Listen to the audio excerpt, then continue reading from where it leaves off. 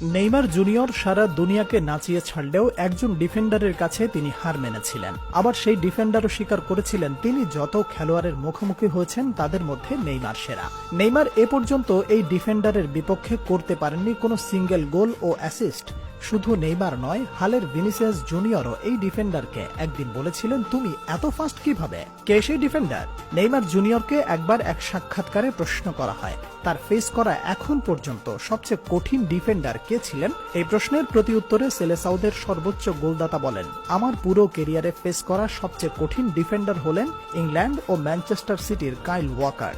সে খুব শক্তিশালী, সে স্পিডের পাশাপাশি অসাধারণ ক্ষিপ্রতা সম্পন্ন।